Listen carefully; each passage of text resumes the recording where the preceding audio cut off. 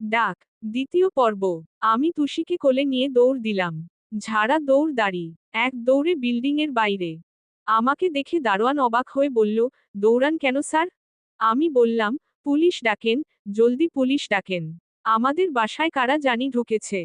দারোয়ান বলল, পুলিশ ডাকার আগে আমি একটু দেইখা আসি। কে এমনে ঢুকলো? আমি তো এতক্ষণ বসা আছিলাম।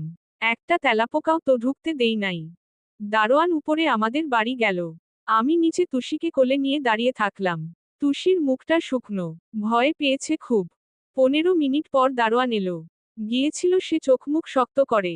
দেখে মনে হচ্ছিল, চোর ছাচ্ছর সব একাই পিটিয়ে বের করে নিয়ে আসবে। অথচ যখন এলো, তখন তাকে দেখে আমিই ভয় পেয়ে গেলাম। পুরো লম্বা দৈত্যের মতো দেখতে লোকটা ভয় কাঁপছে। পাগলের মতো কাঁপছে। কাঁপতে কাঁপতেই বলল, এই চাকরি করুম না। এই চাকরি করুম না। আমি জিজ্ঞেস করলাম, কি হয়েছে? দারোয়ান আমার দিকে তাকালো। তারপর হাসল। পাগলের মতো হাসল। বলল, আমি জিন দেখোসি স্যার। সত্যিকারের জিন দেখোসি। এমন ভয়ঙ্কর জিনিস দুনিয়ার আর কেউ দেখে নাই। লোকটা বেরিয়ে চলে গেল। তার আর দেখা পাওয়া গেল না। আমি তুষিকে নিয়ে বিল্ডিংয়ের নিচে বসে রইলাম। সন্ধ্যা পার হলো। আপু ফিরল আগে। এসেই বলল, তোরা এখানে কেন? আমি বললাম, এখানে তোর জন্য বসেছিলাম। আর এক মুহূর্তও থাকা যাবে না এখানে। আমার সাথে এখনই আমাদের বাসায় চল। দুলাভাইকেও ফোন করে দে ওখানে যেতে। আমার ফোনটা উপরে রেখে এসেছি, ফোন করতে পারছি না। আপু বলল, কি সব পাগলামি শুরু করলি? আমি বললাম, চল আপু, চল।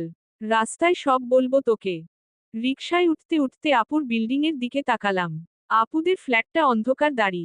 জানালা দিয়ে ওখানে কিছুই দেখা যায় না। অথচ আমি দেখলাম দাঁড়ি। দুজন মহিলাকে দেখলাম। তারা চোখ বড় বড় করে আমার দিকে তাকিয়ে আছে। জানালার দিকে তাকালেই দেখা যাচ্ছে ওদের।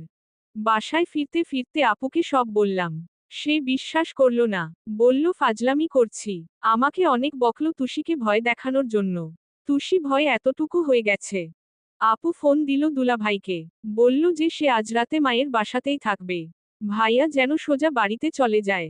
ফ্রিজে খাবার রাখা আছে, গরম করে খেয়ে নিবে। আমি চিৎকার করে বললাম, এটা কি বললি আপু? সত্যিই ওই বাড়িতে থাকলে ভাইয়ার বিপদ হবে।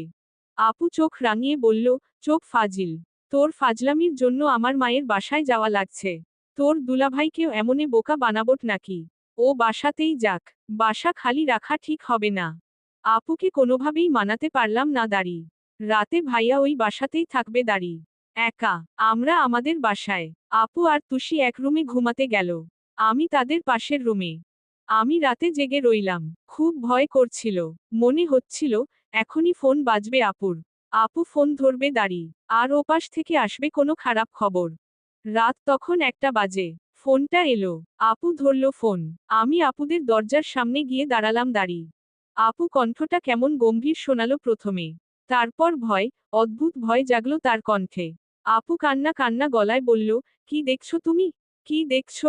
বেরিয়ে যাও, এখনই বেরিয়ে যাও বাসা থেকে। আমি দরজা ঠকঠক করলাম।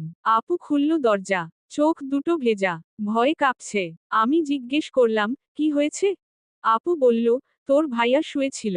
ঘুম ভেঙ্গে দেখে, দুটো মানুষ সিলিংয়ে 4 হাত পায়ে টিকটিকির মতো হেঁটে বেড়াচ্ছে।